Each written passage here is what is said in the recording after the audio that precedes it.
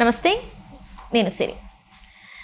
ఆంధ్రజ్యోతిలో weekend comment by RK గారి comments అయితే కొంచెం ఇప్పుడు చర్చనీయాంశమైనాయి. అవి ఏంటంటే తెలంగాణలో కూడా ఎన్డీఏ కూటమి వస్తుంది, వచ్చే ఎన్నికల్లో ఖచ్చితంగా పోటీ చేయాలి కూటమి అన్నట్టుగా ఒక వార్త అయితే ఆర్కే గారు రాయడం జరిగింది. మరి ఇంతకీ అసలు అందులో ఏముంది ఏంటి అనేది మనకి వివరించడానికి మనతో పాటు ఉన్నారు TDP official spokesperson Suryadevara Latha గారు. నమస్కారం మేడం. నమస్తే మేడం, వచ్చే ఎన్నికల నాటికి తెలంగాణలో కూడా ఎన్డీఏ కూటమి పోటీ చేయాలని చెప్పేసి మరి అనుకుంటున్నారు తెలంగాణలో.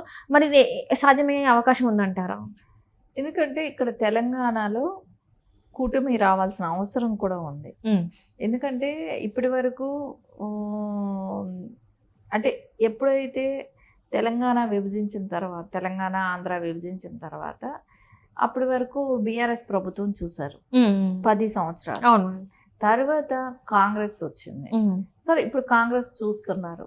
సో ఎక్కడా కూడా అది స్టాండ్ అయ్యేటట్టు కూడా అనిపించట్లా, నిలబడుతుందనే ఉద్దేశం అయితే కనపడడం లేదు. సో ఏ రోజుకైనా కూడా అది నిలబడే ప్రసక్తి లేదు అనేది అనిపిస్తూ ఉంది. ఎప్పటికైనా అది కాంగ్రెస్లో ఉన్న అంతర్గత కుమ్ములాట్లే కావచ్చు, నేషనల్ పార్టీగా ఏదైతే మొత్తం కొంతమంది ప్రజలకు అది కూడా ఉంటుంది. ఏదైతే కొంచెం ఇప్పుడు బీజేపీ హవా నడుస్తుంది, సో నేషనల్ పరంగా చూసుకుంటే, సో అది నడిచినప్పుడు నేషనల్లో బీజేపీ ఉన్నప్పుడు ఇక్కడ కూడా అది ఉంటే రాష్ట్రానికి అభివృద్ధి అవ్వడానికి కొంచెం అవకాశాలు కల్పిస్తారు కదా అనే ఆలోచన కూడా కొంతమంది ఆలోచిస్తారు. సరే, ఇంకోటి టీడీపీ దానిలో కూటమిలో ఒక భాగం కాబట్టి టీడీపీ గతంలో ఉమ్మడి ఇదిగా ఉన్నప్పుడు దగ్గర ఎన్టీఆర్ గారు పరిపాలించారు, ఎన్టీఆర్ గారి హయాం చూశారు, నారా చంద్రబాబు నాయుడు గారి హయాం చూశారు, నారా చంద్రబాబు నాయుడు గారిది 9 సంవత్సరాలు చూశారు.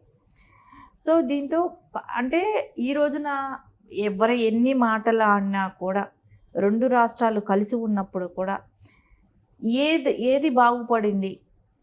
నారా చంద్రబాబు నాయుడు గారు సీఎంగా ఉన్నప్పుడు ఎక్కడ బాగుపడ్డది అని అంటే తెలంగాణనే బాగుపడ్డది.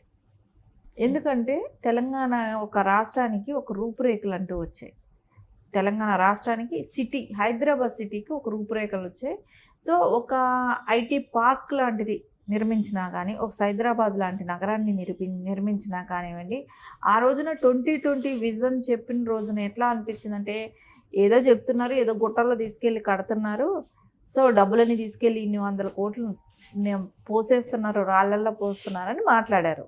సో ఈ రోజున అది అక్కడ ఆ రకంగా అది ఒక మహానగరంగా తయారైపోయింది. అటు వెళ్ళి చూస్తే అసలు మనకే అర్థమవుతుంది. అంటే ఇలా మారుతుందని, అంటే గతంలో ఎవరైనా చూసిన వాళ్ళకి ఇది ఇలా అయిపోయింది అనేది ఒక ఆశ్చర్యకరమైన విషయం. సో ప్రజల్లో అయితే టీడీపీకి ఇప్పటికీ కూడా క్యాడర్ ఉంది, టీడీపీలో క్యాడర్ ఉంది. అంటే టీడీపీ నుంచి వెళ్ళిపోయిన నాయకులు ప్రతి ఒక్కళ్ళకి కూడా మళ్ళీ టీడీపీ వైపే చూస్తున్నారు. ఇది ఎప్పుడు పుంజుకున్నా కూడా పుంజుకుంటుంది. సరే, అది ఓన్లీ ఒక నాయకులు లేక ఇబ్బంది పడుతుందా కానీ కార్యకర్తలు లేక కాదు, ప్రజల్లో అభిమానం లేక కాదు పార్టీ మీద. సో ప్రజల్లో ఇప్పటికీ కూడా అభిమానం ఉంటుంది. సో ఇవన్నీ చూస్తున్నప్పుడు ఇక్కడ కేసీఆర్ గారిని తీసుకుంటే, ఇంకో పక్కన కేసీఆర్ గారు ఏదైతే మాట చెప్తారో ఆ మాట మీద నిలబడిన వ్యక్తి. ఆయనకి ఆ మాట మీద నిలబడతాడని ఎవరికి కూడా నమ్మకం ఉండదు. సార్, మనం చూసాం ఒక టైంలో కాంగ్రెస్కితో పొత్తులాగా ఉన్నప్పుడు ఆయన బీజేపీతో మళ్ళీ ఎక్కడ వీళ్ళు కూటమిగా వస్తారని భయపడి మళ్ళీ ఆయన బీజేపీతో పొత్తు కోసం ట్రై చేశారు. కానీ ట్రై చేసినా కూడా బీజేపీ వాళ్ళు నమ్మే పరిస్థితులు అయితే ఉండరు. ఎందుకంటే ఆయన మాట ఎప్పుడు కూడా మాట మీద నిలబడిన వ్యక్తి. మనం చూసాం కాంగ్రెస్ హయాంలో, కాంగ్రెస్ సోనియా గాంధీ తెలంగాణ ఇస్తే మీ పార్టీలో విలీనం చేస్తానని చెప్పి మాటలు చెప్పటమే కానివ్వండి, ఒక దళితుడిని సీఎం చేస్తానని చెప్పటమే కానివ్వండి, ఇవన్నీ రకరకాల మాటలన్నీ చెప్పాడు. అవి ఎక్కడ ఒక్క మాట నెరవేర్చలేదు. ఆయన ఏ మాట అయితే చెప్పాడో ఏ ఒక్కటి నెరవేర్చలేదు. ఆఖరికి తెలంగాణ కోసం తెలంగాణ రాష్ట్ర సమితి అని పెట్టుకున్న పార్టీని కూడా బీఆర్ఎస్ అని చేసుకున్నాడు. అంటే ఏంటి? ఈయన మటుకు దేశకి నేత అవ్వాలి, అన్ని రాష్ట్రాలకి ఈయన వెళ్ళాలి, ఈయన రేపొద్దున ఆయన ప్రధాని అవ్వాలి అన్నంత ఆలోచనలో వెళ్ళారు, అంత స్పీడ్గా వెళ్ళారు. అంటే పక్క రాష్ట్రంలో ఉన్న తెలుగుదేశం, అది పక్క రాష్ట్రంలో కాదు, ఫస్ట్ పుట్టిందే తెలుగుదేశం తెలంగాణలో పరిపాలించింది. తెలంగాణలో ఇప్పుడు తెలుగుదేశంలో ఉన్న క్యాడర్ తెలంగాణ వాళ్ళు కాదా? వాళ్ళకి రైట్స్ ఉంటాయిగా, వాళ్ళ మనోభావాలు వాళ్ళకు ఉంటాయిగా, వాళ్ళు ఏం తెలంగాణ వాళ్ళగా గుర్తించట్లేదా మీరు తెలుగుదేశం పార్టీలో ఉన్న వాళ్ళని? తెలంగాణ వ్యక్తులు కాదా? అట్లా ఎట్లా మాట్లాడతారు? తెలుగుదేశం ఉండకూడదు అనడానికి మీకేం రైట్ ఉంది? మీరు ఎలా మాట్లాడగలుగుతారు? అంటే ఒక్కటి నారా చంద్రబాబు నాయుడు గారు వస్తే ప్రజల్లో మళ్ళా ఆ చేంజ్ అనేది వచ్చేస్తుంది. తెలుగుదేశం పార్టీ ఎప్పుడైతే పుంజుకుంటుందో అప్పుడు బీఆర్ఎస్ అయితే ఖచ్చితంగా కనుమరుగైపోతుంది. ఎందుకంటే బీఆర్ఎస్లో ఉన్న వాళ్ళందరూ కూడా తెలుగుదేశంకు సంబంధించిన వాళ్ళే. వాళ్ళందరికీ ఎప్పుడెప్పుడు తెలుగుదేశంలోకి జాయిన్ అవుదామని వెయిటింగ్లో ఉన్నారు. ఇది వేరే ఆంధ్రప్రదేశ్లో కూటమి ప్రభుత్వం అనేది కలిసి వెళ్ళింది, సక్సెస్ అయింది. సో ఇప్పుడు ఏంటంటే ఇక్కడ తెలంగాణలో కూడా కూటమితో వెళ్తే సక్సెస్ అవుతాం అనే ఆలోచన కూటమిలో ఉన్న బీజేపీకి కావచ్చు, తెలుగుదేశం కావచ్చు, జనసేన కానివ్వండి, వీళ్ళకి అందరికీ కూటమిలో ఉన్న వాళ్ళకందరికీ అనిపిస్తుంది. సో ఖచ్చితంగా దీని పర్యవసానం సక్సెస్ఫుల్ అవుతాము. రాజకీయంగా తెలంగాణలో బీజేపీ అంటే కూటమి సీఎం అయితే వస్తారు నెక్స్ట్ ఇంకో 3 yearsకి.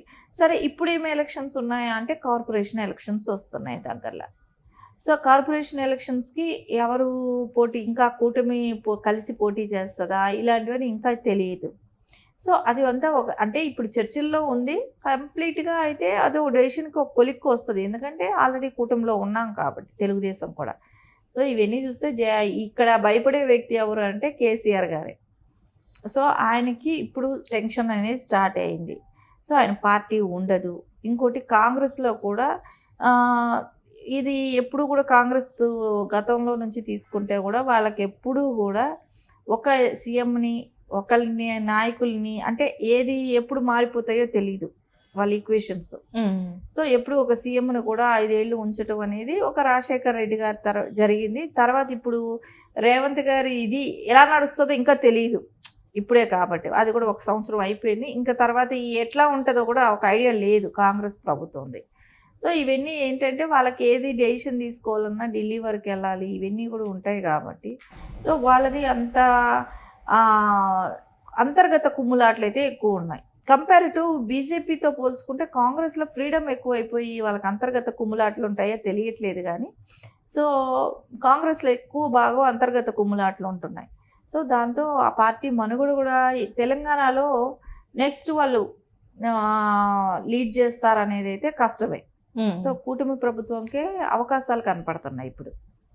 అంటే ఇప్పటివరకు చూసుకున్నట్టయితే ఇది గత 10 సంవత్సరాల నుంచి, అంటే ఇప్పుడు చూసుకుంటే 2 ఎలక్షన్స్ అయిపోయినాయి, 3 ఎలక్షన్స్ కూడా అయిపోయింది. ఈ 3 ఎలక్షన్స్లో మనకి టీడీపీ అనేది మనకి ఇక్కడ కనిపించారు. అంటే ఉన్నారు కానీ టీడీపీ పార్టీ అనేది అందులో లేరు, పక్క పార్టీల వైపు వెళ్ళారు. మళ్ళీ ఇప్పుడు టీడీపీ ఇక్కడికి వచ్చి అంటే కుటుంబ ప్రభుత్వమే బీజేపీ, జనసేన వస్తే జనాలలో మరి వాళ్ళు ఎలాంటి నమ్మకం కల్పించే అవకాశం ఉంది? మళ్ళీ వీళ్ళని నమ్మాలి అంటే ఎలా? కొత్తగా నిరూపించుకోవాల్సిన అవసరం లేదు టీడీపీ పార్టీకి. గతం చేసినవన్నీ, గత చరిత్ర కనపడుతూనే ఉంది. ఈ సిటీలోనే కనపడుతుంది, తెలంగాణలో మారుమూల ప్రాంతాలల్లో కనపడుతూనే ఉంది. ఎందుకంటే పటేల్ పట్వారీ వ్యవస్థ నుంచి బానిసత్వం సంఖ్యల దగ్గర నుంచి తెంచింది తెలుగుదేశం పార్టీ. సో అలాంటిది విలేజ్ స్థాయిలోకి వెళ్ళినప్పుడు వాళ్ళకి ఆటోమేటిక్గా ఇది తెలుసు. సో అందరికీ కూడా దీని మీద ఐడియా ఉంది. తెలుగుదేశం పార్టీ మీద కొత్తగా ఎవరికి చెప్పాల్సిన అవసరం లేదు, ఆల్రెడీ ఐడియా ఉన్నది. ఇంకోటి ప్రతిసారి పోటీ చేస్తుంది, గతంలోనే పోటీ చేయండి. సో గతం అంతకుముందు కూడా పోటీ చేసాం, 2014లో చేసాం, 19లో పోటీ చేసాం. ప్రతిసారి మాకు ఎమ్మెల్యేలు ఉంటూనే ఉన్నారు. ఆ ఎమ్మెల్యేలను అందరినీ కూడా తీసుకుంటుంది ఎవరు? బీఆర్ఎస్ నాయకులు, బీఆర్ఎస్ పార్టీ. సో అందరినీ తీసేసుకుంటా ఉంది ఎమ్మెల్యేలని. కానీ ఎవరు గెలిస్తే వాళ్ళని తీసుకోవటం, ఎవరు అధ్యక్షులుగా వస్తే వాళ్ళని తీసేసుకోవటం, వాళ్ళకి భయం అంతా కూడా తెలుగుదేశం పార్టీతోనే. సో అందుమూలన వాళ్ళు భయపడుతున్నారు. కానీ ఖచ్చితంగా రేపొద్దున తెలుగుదేశం తెలంగాణలో స్ట్రాంగ్ అవుతుంది. ఏదైతే ఆంధ్రప్రదేశ్లో కూటమి ఎలా సక్సెస్ అయిందో తెలంగాణలో కూడా అంతే సక్సెస్ అవుతుంది. Right madam, right. Thank you so much madam. నమస్తే.